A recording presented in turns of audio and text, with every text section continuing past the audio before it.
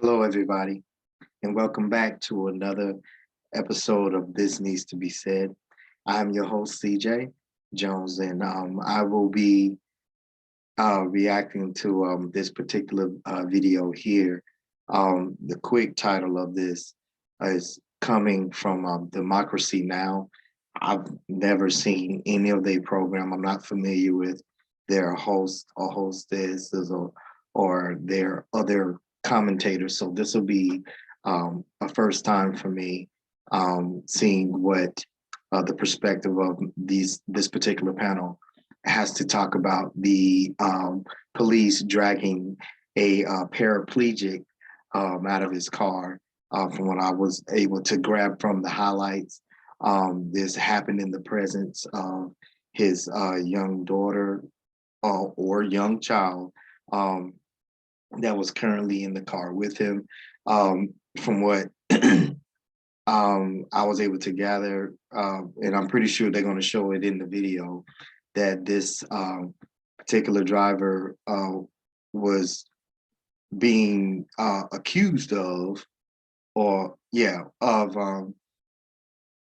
having some sort of drug deal or something. So the cops, I guess that was their probable cause for pulling him over and everything. And well, we'll see what happens. So let me go ahead and just play it, and let's see what they got. We begin today's show in Dayton, Ohio, where the NAACP is denouncing the violent arrest of a Black man who is a paraplegic and repeatedly told police officers he could not use his legs. A warning to our audience: this story includes disturbing images and descriptions of police violence. During a September 30th traffic stop, Dayton police officers stopped Clifford Owensby's car after they said it was seen leaving a suspected drug house. Police body camera footage released Friday shows the police officers telling Owensby to exit his car so a police dog could conduct an air sniff search. Owensby told them he could not step out of the car because he's a paraplegic. This is part of their exchange. Yeah, man, sir. I can't step out the car, sir. I'm a paraplegic. I got help. Well, I hope you're getting out. I'm gonna help you get out. Excuse me? I'm gonna help you get out. Well, I don't think that's gonna happen, sir. I don't think that's gonna happen, sir. When the officers said they would help Owensby get out of the car, he said, "I don't think that's going to happen, sir." He used his cell phone to call for help, repeatedly requesting a supervising officer, a white shirt, as officers commanded him to get out of the vehicle. I cannot step out of the car. I cannot step out of the business. You got in the car. You can get out of the car. You got in the car. Hello. Hey, bro. Can you come down the street to Ferguson and Grand? The police just pulled me over and they trying to make me get out the car, and I'm telling them I'm a paraplegic. I can't get out the car without no help. They don't. Just come down the street, bring some people with cameras. Come down the street, come bring cameras and bring somebody so they can witness what's going on. I'm not getting out. I just told you I'm a paraplegic. I cannot get out. I do not have to. I do not have to. Can you call your white shirt, please? If you pull me out of here, you better expect. So here's the thing. I'm gonna pull you out and then I'll call a white shirt because you're getting out of the car. That's not an option. So you're getting out of this car. So you can cooperate and get out of the car, or I'll drag you out of the car. Do you see your two options here? I know I got right. Now, what would you like to do, sir? I would like for you to call your white shirt. Owensby is calmly in the car, but says simply he cannot move. Police body cam video then shows officers dragging Clifford Owensby out of his car, yanking him by his hair, flipping him on his stomach and handcuffing him as he screams and shouts for help. The officers then drag Clifford Owensby to their police car. You hurt me, bro. Get out of the car. Get out of the car. What are y'all doing, bro? I'm a paraplegic, bro. You're making this work. I'm a paraplegic, bro. I'm trying to tell you that I got it. Okay, so I paused it at a bad spot, but right here where I'm circling, You can't see it obviously because it's blurred. You see the officer's hands and stuff. But if you notice right at what would be the driver's leg, the right leg, you see that handle that paraplegics use to drive. Second thing that I have a problem with, okay, if the guy is claiming to be a paraplegic, okay, that right there is an easy solve. Because the Mr. Owensby did not say he refuses to come out and flip the officer off and everything like that. This is where these police officers get caught up with this whole ego thing. You know, you're gonna do what I said because I say do it.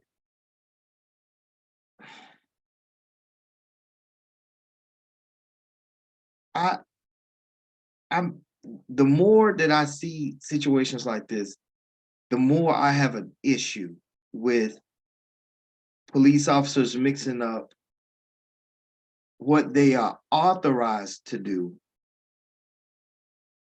versus their own personal ego. It would have been nothing to that officer for him to do one or two other things that he possibly could have done. And that is ask him maybe perhaps, well, where is your wheelchair or your uh walker or whatever he may use to get out that car? What happened to that? What happened to, okay, fine. You want to do this the long, hard way? Fine, we'll do that. Get the white shirt out there. What is that going to do? Because if your supervisor is busy, then I guess we all just gotta sit here and wait. Time is on the side of the police officer. Mind you, the driver, that's the person that has someplace to go, someplace to be. And I'm pretty sure you'll hear that because they're going to express it. So for this officer just to put all professionalism aside and to go in physically and use any ladder of force at this moment, at this juncture, it's not even necessary. Banter, no banter, attitude, no attitude. This is what's supposed to divide you from being, you know, regular civilian Joe Smuckatelli to being the professional officer you are supposed to be. Let's go ahead and continue. Get in the car, y'all can hurt me. They can hurt me. You have to go.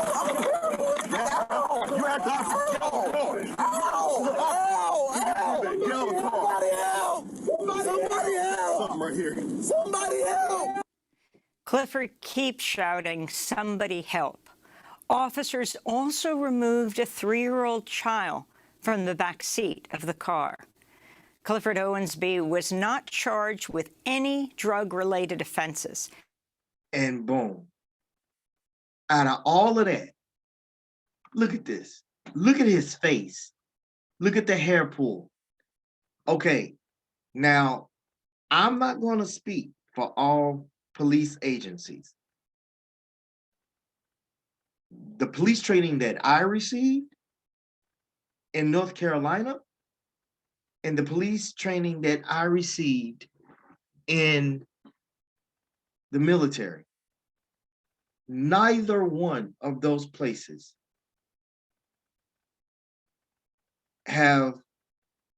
was it anywhere in our training where the pulling of hair was authorized to get a resistor to become non-resistant.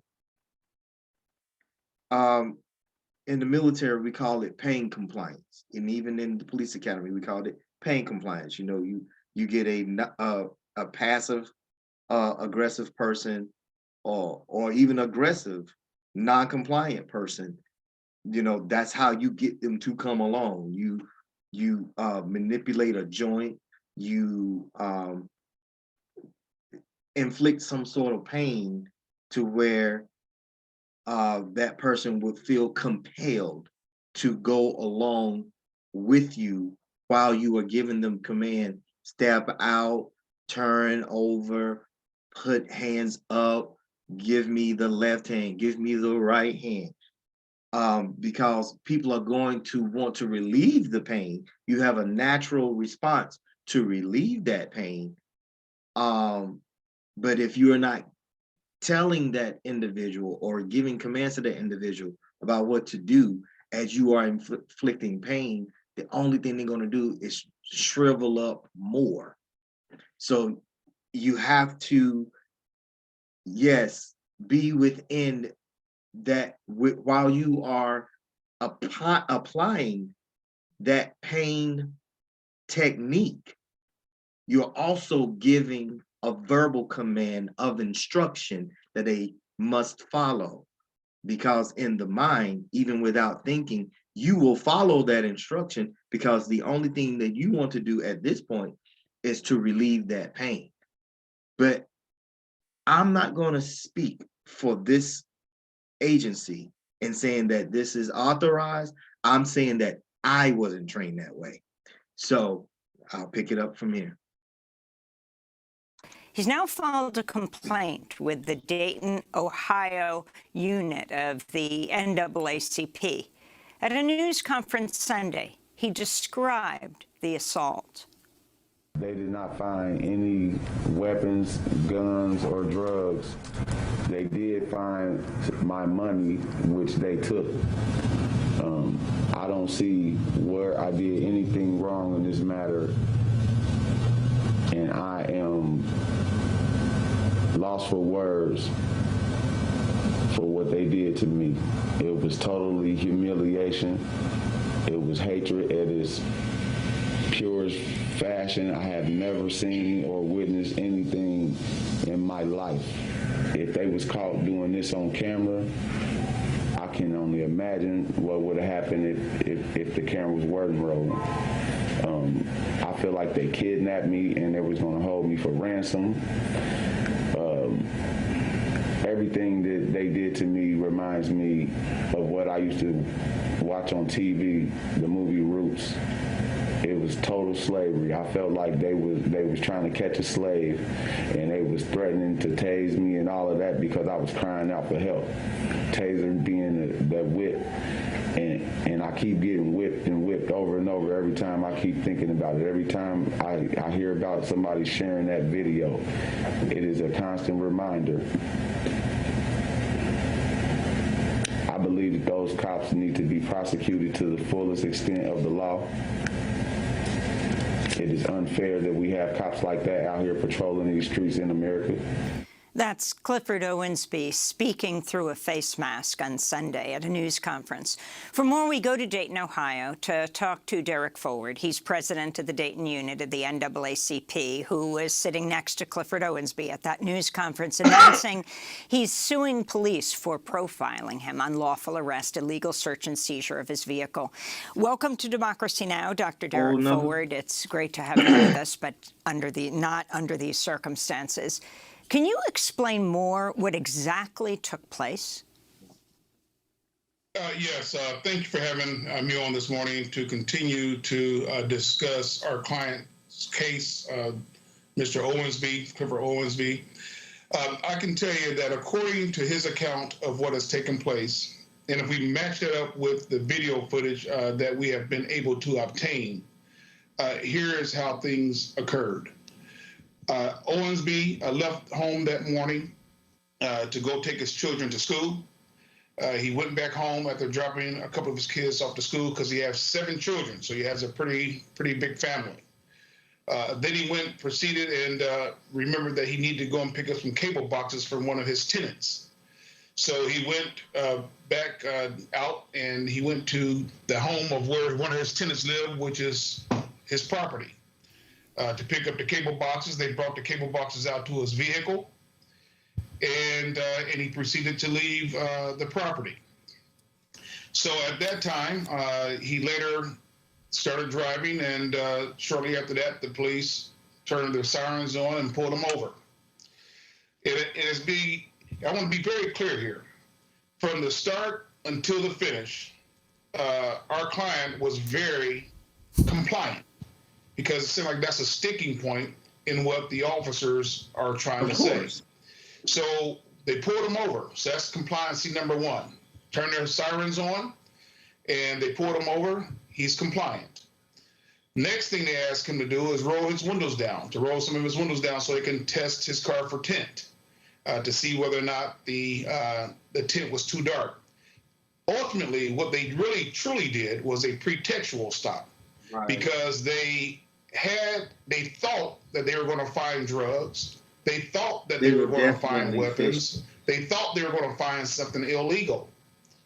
So this stop about windows was a precursor to what they were really leading and wanting to do.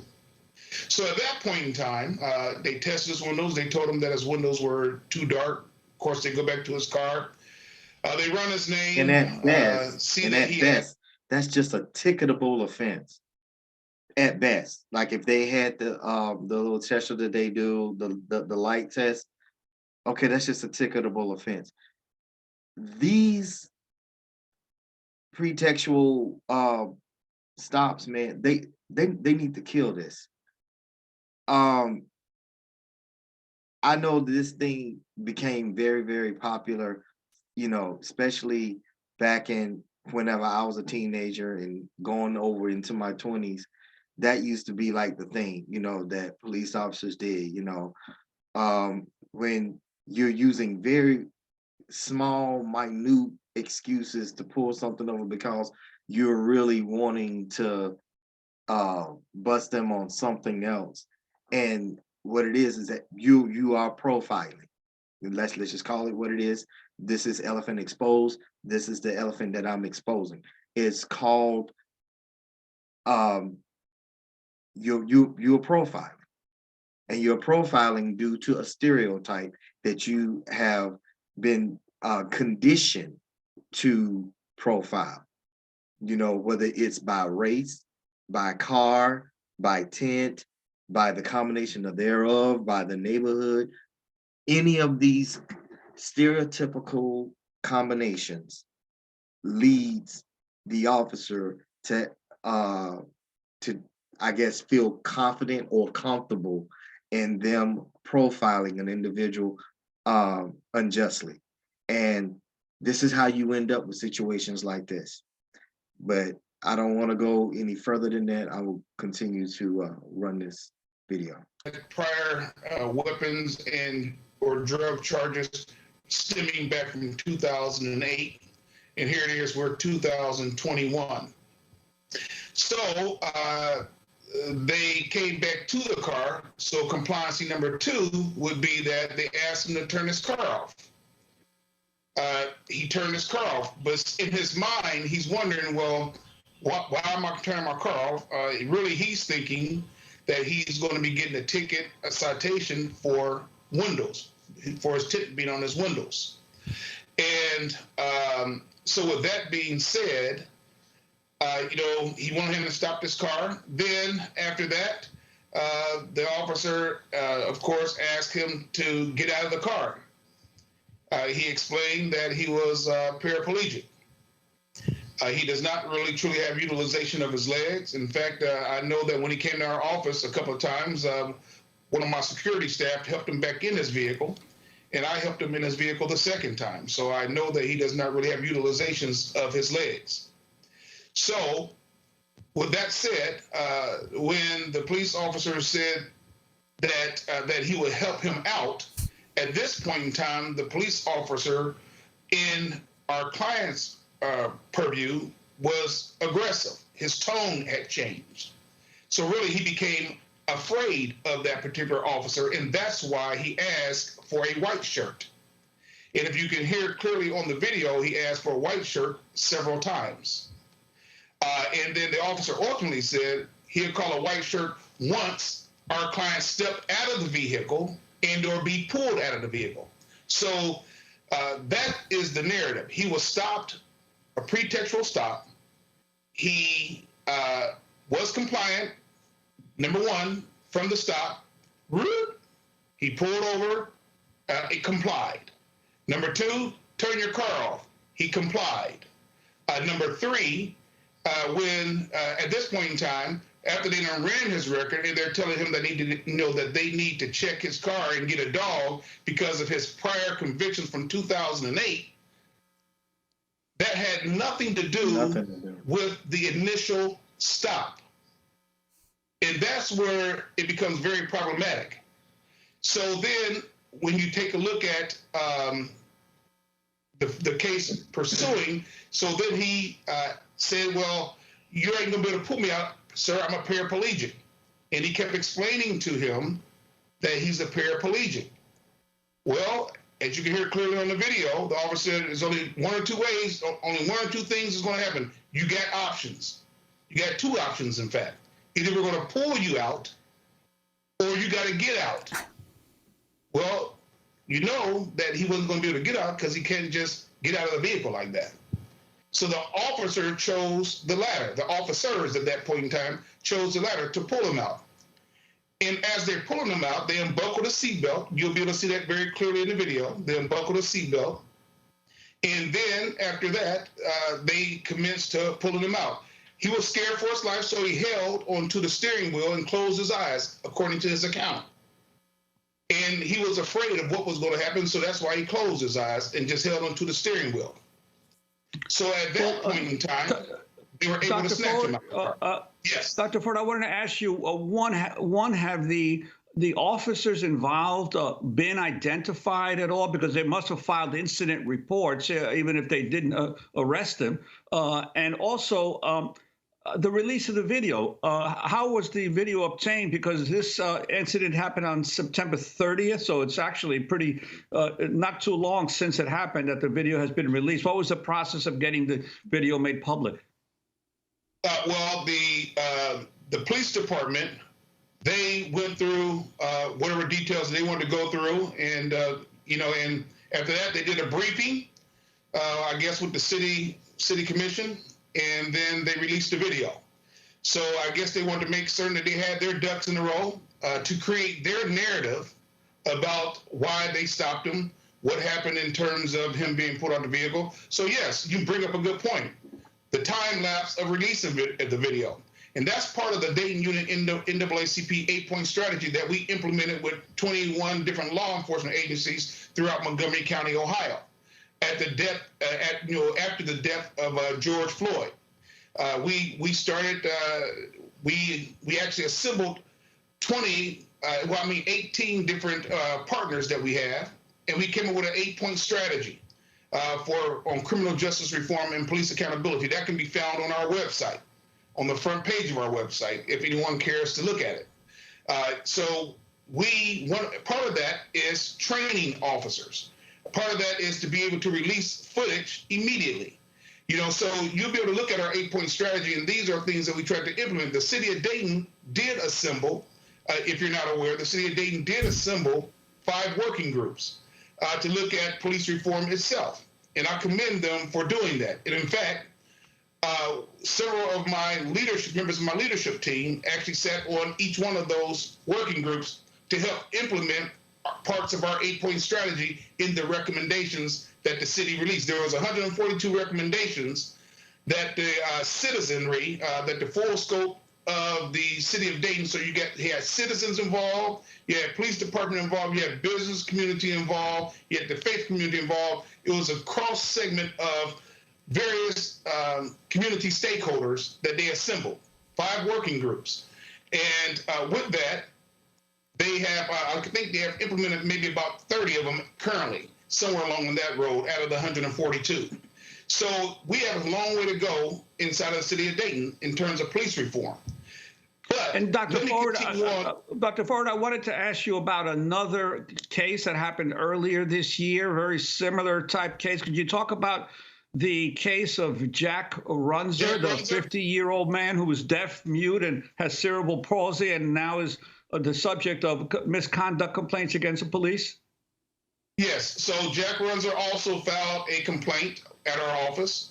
Kind of, to your point, kind of a similar situation. Jack Runzer left us out. He has cerebral palsy. He's deaf. He's mute. And he was walking up the street. And really, it's a cross blend of this particular case, our current case, along with a John Crawford case. And you'll see why here in a minute. So in this like particular case, Runzer is walking up the street, walking up Gettysburg to, I think it's a Family Dollar on the top of the hill at Gettysburg in Germantown.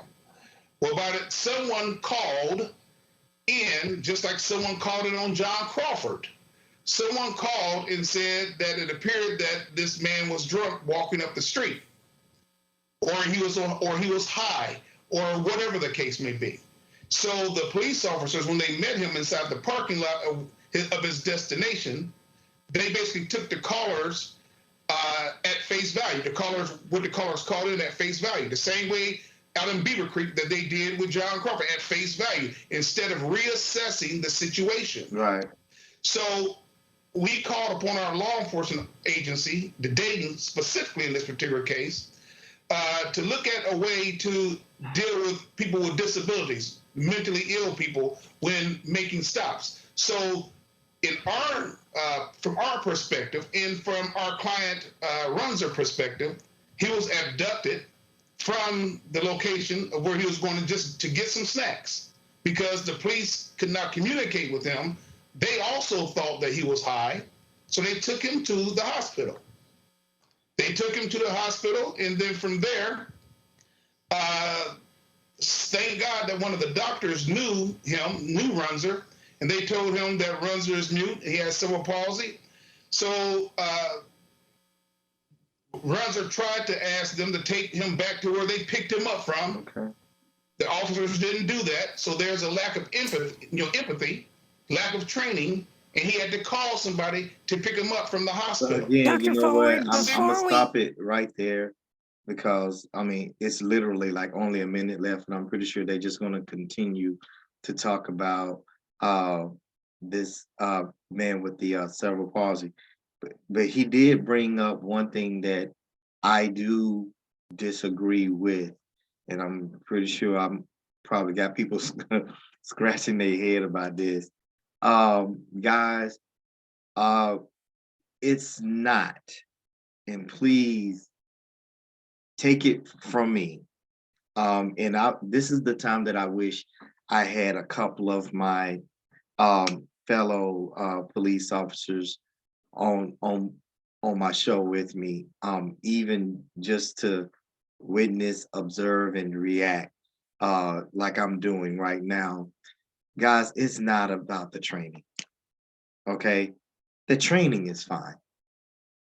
The training there is no way possible that any police agency, no matter how well equipped they are, okay, from county to city to federal, there's no police agency out here that's going to be able to cover every single kind of scenario there is out there to cover, as far as a police officer knowing what to do. The reason why it takes so long to even vet police officers, vet is just jargon for them to weed out, filter out the best of the best. The reason why it takes so long to do that is because they're looking for people that have the ability to pick up, that have a very strong skill set of discerning out what's real, what's not seemingly to be so real.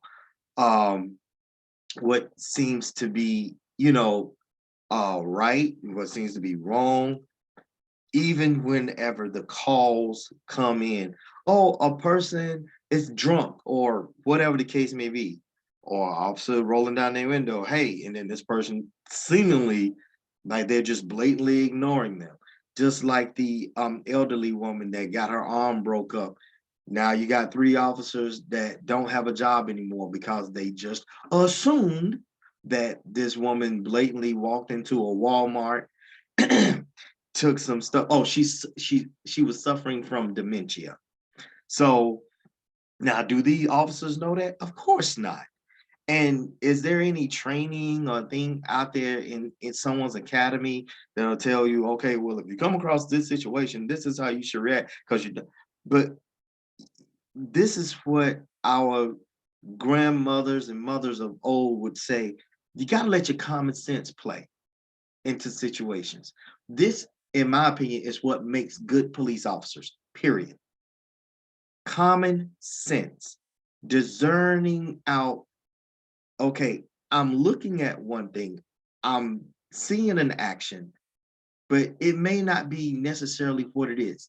That's what makes you the professional.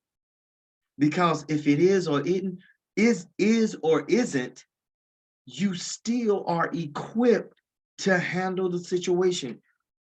Everyone that is trained in under any police academy knows the basics of that. That's why it's called basic law enforcement training, or BLET. We're giving you the baseline for your toolbox. In other words, we're giving you the toolbox. We're going to give you a few tools to get you started, but it's up to you. As you grow, you add more tools to your box to make yourself better. Like my dad used to say, he was a mechanic. You're only as good as the tools that you use to get the job done. So it is not, I respectfully disagree with everyone and anyone that wants to blame training. It is not the training. It is culture. And that's not something that any police officers, any training department can untrain you on or get you to overcome, because that's embedded either before or sometimes during your experience as a police officer. Let's just say that you didn't carry that type of personality before. I have a police officer friend that this is a little bit of his experience. He did not start out being what I like to call hard-nosed or callous when it came to certain calls. But then because of the reactions and the response that he got by wearing the uniform and doing his job, and because of officers like these that we are starting to see that are starting to be exposed now, his mindset began to change. And that's also a part of my experience as well. That's why I chose to leave the law enforcement field, because I was starting to become callous in my job. Even though I know my job, I know it very well. I know how to conduct myself. Whether it seems to be favorable for me or not, I knew how to try to conduct myself. And then I just had to face the hardcore fact, listen, this is just becoming too much. I'm starting to take things personal. And most of all, it was starting to affect my home life and my family and my children and different things like that. And that's why, you may not hear a lot about this stuff, guys, but that's why even in the law enforcement arena and jobs like that, we set the standard for like the highest divorce rates and the highest family problems. And I'm pretty sure you can Google this stuff. Suicide rates are very, very high in law enforcement. And, you know, you sit back, you know, as a civilian and you hear these other statistics that come out and you be like scratching your head and you feel all judgmental about this stuff. And then, you know, you say, well, what they want to kill themselves for or whatever, or you sit back and you're callous and you're like, yeah, that's what they get. Why? What does that do? It takes a very unique and very special person to take on this job. And I respect, and my hat goes off to every police officer that goes out here and do their job correctly, and they do it professionally.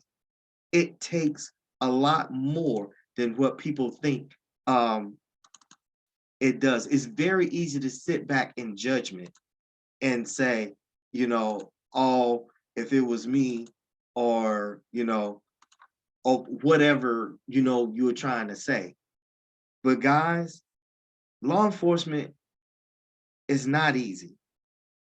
We're dealing with people sometimes at the worst parts of their lives.